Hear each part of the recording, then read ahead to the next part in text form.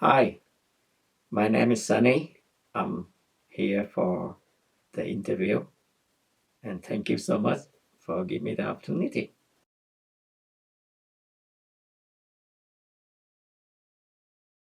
What was your childhood like in Vietnam? I was born in a you know good family, wealthy, and I have a really good life when I was young before the fall of Saigon, the 1975. How did growing up in a wealthy family shape you? It shaped me um, the way I'm thinking because my father sent me to the private school and all my friends, from the wealthy family and high rank in the South Vietnam government. And the private school, it's small. It's used to be a French school, and I grow up from there. I see a lot of poor people around. That's why when I grow up and I compare myself, say why the life is different between you know wealthy and poor family.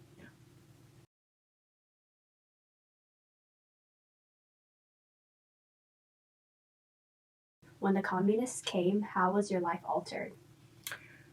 It's really hard. I'm well young. I think I can adapt quickly, but it's really hard.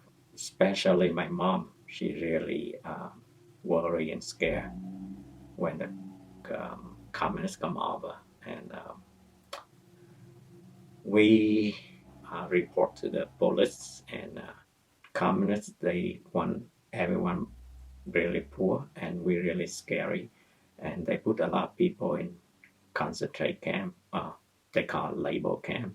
You know, my father, my mom may be in that camp.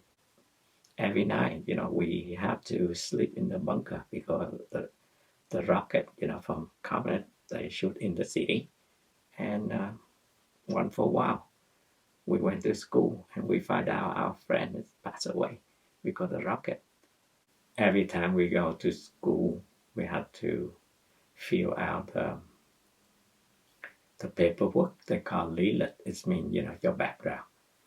And we know that your parent work for South Vietnam government or in the military, or you're not in the Communist Party, impossible for you to go to college. What did you have to do personally to support your family during this time? Even I was young, my mom had to go to become, the gong boom. It means she sells stuff in the market to make money. Because my father said, if we sit here and eat, then, the money will go away, right? My mom go to the market because the communists back then they anti capitalism, and everything is had to under control with the government. We become really poor, super poor. Uh, it's not pleasant. You have a decent life and now you be super poor. It's not easy. Then I adapt and I stay home. I go to school and I cook for the family. I never cooked before. And get ready for my mom. Then after they eat, then I do dishes. And we moved to the smaller house. And back then it's no running water. Then I have to went to the well and get the water, bring it back to the house. I think I adapt really well.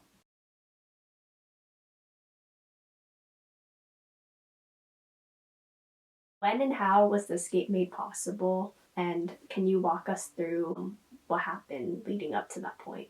We went to school, but we all know at that time it's no future for us. Some of my friends get wrapped to the military, and some of them die, some of them get injury. And that's why my father came home one day. He told me, say, hey son, we cannot live in our country anymore. We plan to escape out of Vietnam by boat. back then, escape out of Vietnam, you have to get a top secret. Someone know and tell, police, and we're in big trouble. My father planning, he know a couple of fishermen people, they planning to escape. Then we pay them go. During that time, I will escape out of Vietnam. Then I hope I have a better future. We all hope. Can you walk us through the night that you escaped? What happened and what were you feeling? Really scared, really rough. They have to plan in. They cannot go out and buy, tons of gasoline or water or food, put in the small ship and a boat. Then they know, you're gonna escape, right? That's why they have to get small group of people, bring in the water and food and gasoline from multi boat to get into one boat, and that boat get out. I remember my father took me to the family. I never know them before. Then I stayed there to the night. Then in the afternoon, they put me in the really, really small boat, right? And they put all the net over me. Then they hide me in there. Then I'm in there. Then I see the the boat, small boat is move out, to the water, and they took me to the boat. I will escape. Then during the process at night, we have to do at night because it's have to be secret, right? Then we heard the gunshot, boom, boom, boom, boom. We in the boat. We say, "Oh no, we cannot go back anymore," right? But we cannot wait for another, ship bringing in food and gasoline. Then we took off from there, and during that time, they pretend like they fishing. They put the fishing net. Then I remember the captain on the boat. He chopped the rope. Then we took off, and I gotta see, and it's harder for me. The boat rough, and it's I throw up almost everything. The next day, I see the beautiful blue sky. It's awesome, but we still in the not near to our destination yet, and our destination is in Hong Kong. What were you going through when you were on the boat? I adapt, then I see, oh man, this is an awesome thing. We got blue sky, and I see, I imagine, I can get into Hong Kong. That's our destination, and have freedom, right? But I forgot, we don't have enough gasoline, we don't have enough food, we don't have enough water. Storm come in too. It's and the captain said we have to settle gasoline when the storm come in. It's rough, and I'm staying inside. It's near to the engine. It's super hot. I open slide window, then the water is coming right at me. It's super cold. It's really rough. You're thirsty. You're hungry. You're hopeless. We in the international water. Then we see a lot of big ship. Lucky us, the Hong Kong fishermen's boat, they saw us. Then they swim by, and only me in that boat know a little bit of English. That's how we can communication with them. Then I asked them, oh, we're so scared, and can you take us to Hong Kong?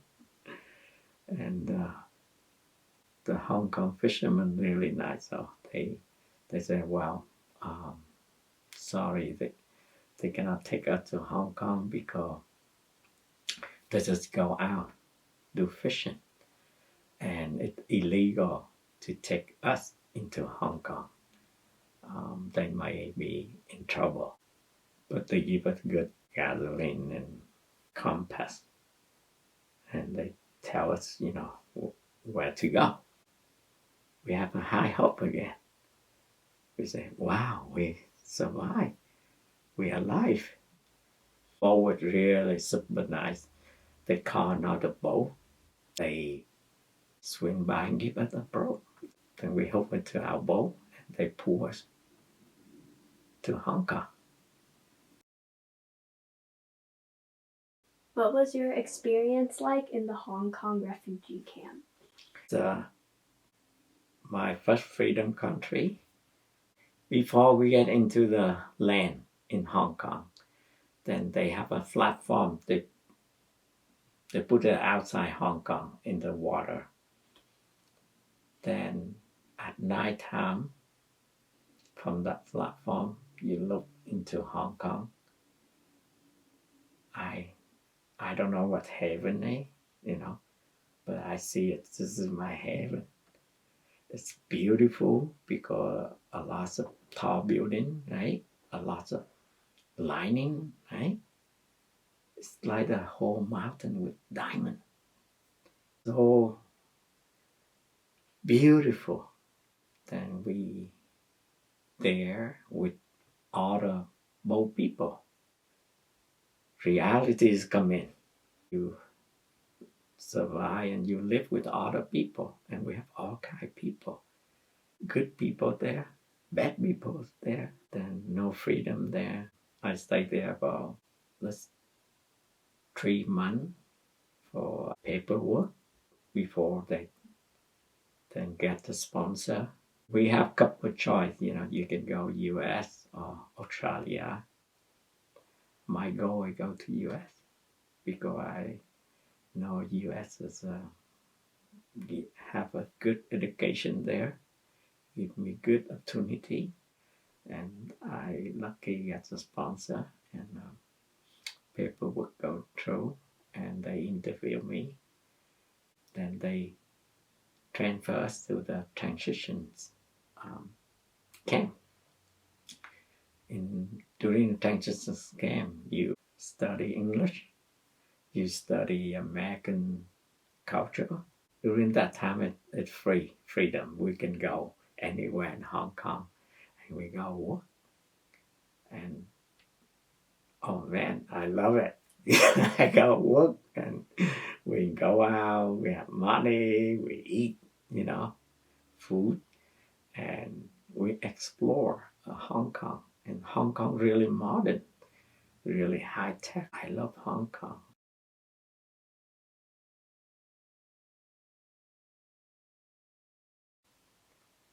So, when you first arrived in the US, how did you feel and what are some of your first memories? From Hong Kong, I landed into Seattle. That's a March 31st. For some reason that year it's super cold. I look out. It's so beautiful. It's snow. Everything is white, right? And that's my first time in my life to see real snow. And I walk out on the airplane to the airport. Wow, it's super cold. And you're in Hong Kong, right? You don't have, I don't have a lot of clothes. I come to US with, no money, 2 jeans, 2 t-shirts, no jacket, anything. That's a Catholic church sponsor me, and they really nice. They have a people in Seattle give me the jacket. From that Seattle, I have to fly to Chicago. Then from Chicago, I flew to Louisville, Kentucky. I never forget the moment I walked out the airplane in Louisville, Kentucky, and I saw the big man, and he holds a sign with my name in there. Then I freak out. Now a real reality kick in. This is my new life right now. I start my new life. And I cannot imagine, how like American my leg is shaking. I escaped out of Vietnam, right? I almost died. But I don't feel, freaky. like I saw that person hold my hand there. Then I went to him. I walked to him. I said, hi. And he said, are you Sunny? I said, yeah. Then he said, go with me. Then I go with him. Then, yeah, that's how I start my life in America. What was it like where you first lived, and how did you make your way to the Bay Area from Kentucky? The sponsor me. Then I stay in Louisville, Kentucky uh, for 3 months. And it's a culture shock and, completely different. You speak little English. They put us in the apartment complex, a poor neighborhood, but some of Vietnamese people there. And most of people before me there, and they not stay there. They find a friend, relative. I made my decision. I go to California, and I go work, cut the grass, and do the thing, and I save money. And I buy one-way ticket, Greyhound bus from Louisville to California. When you got to California, how was it like having a Vietnamese community again? My friend really nice. He picked me up at the Greyhound. He took me home, and well, he and I share the room with another Vietnamese family. I feel, wow, this is a place I really want to live because we have Vietnamese food, right? We have small, supermarket. And I went to college. And most of my friend is Vietnamese. I feel like home, right? The people I never know before. I met a lot of people in college I never know, but they're super nice. Back then we don't have a lot of Vietnamese. They're not big like now. That's why I think it's back then we more friendly. We understand, what we go through, and we help each other. And I go to a community college for first 2 years. It's not smooth, It's college is poor, uh, even in U.S. Because I don't have family, I'm here by myself. Then can you believe it? Someday I'm really hungry. I don't have money to buy food. What gave you the motivation to pursue your degree? Told myself maybe short-term pain, um, not easy. I always want. It's not me only, but my family. We always treasure the high education. Luckily, I love computer. I love electronic. I have passion about it, and I want to design something. I want to create something.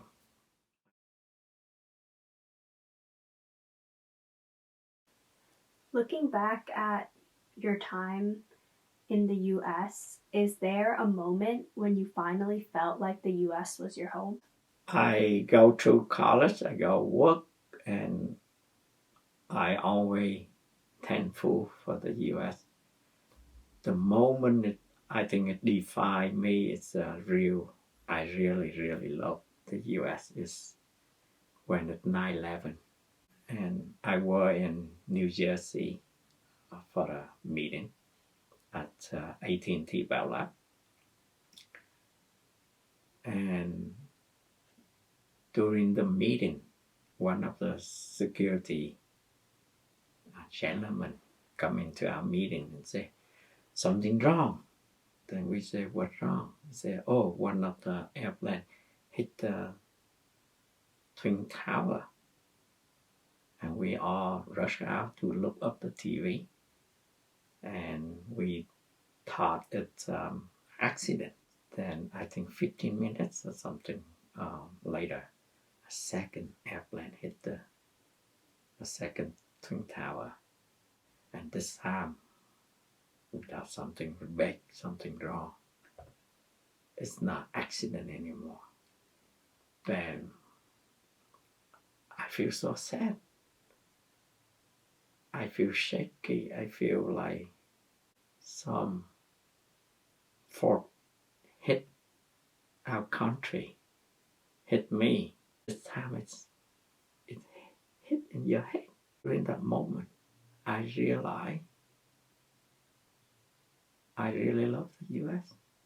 I realized I live in America much longer than I live in Vietnam.